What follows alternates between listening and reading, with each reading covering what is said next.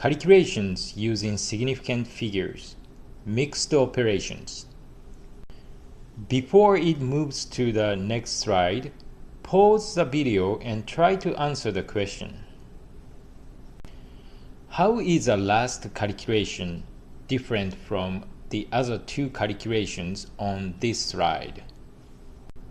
The first calculation uses division and multiplication and requires only one rule, the multiplication division rule. The second calculation uses addition and subtraction and requires only one rule, the addition subtraction rule. The last calculation is different.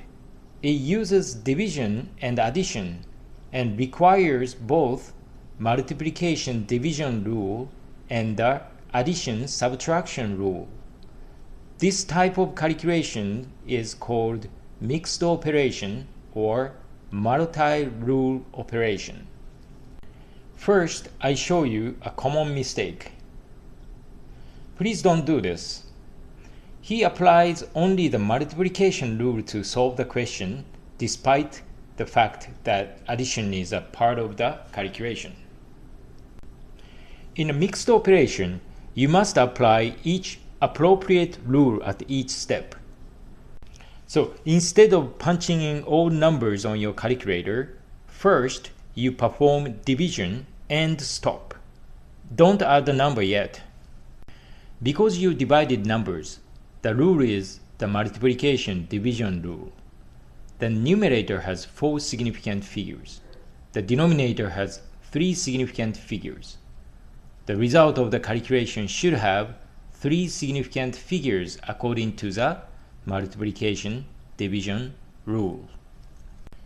If this division step is the end of calculation, then you would round off the result to 3 significant figures.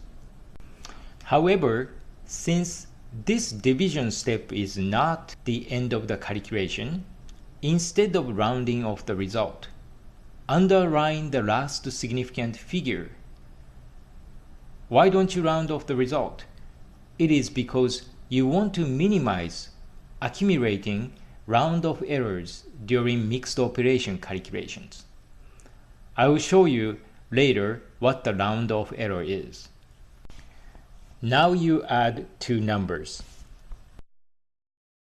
Because you added 2 numbers, the rule is the addition subtraction rule.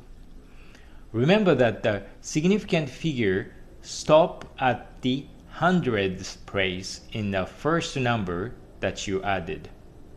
Therefore, the first number has 2 decimal places.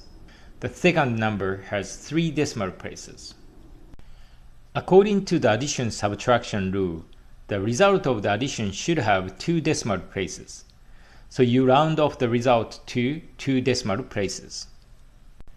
Now let's see what the answer would be if you have rounded off the number in the middle of the calculations.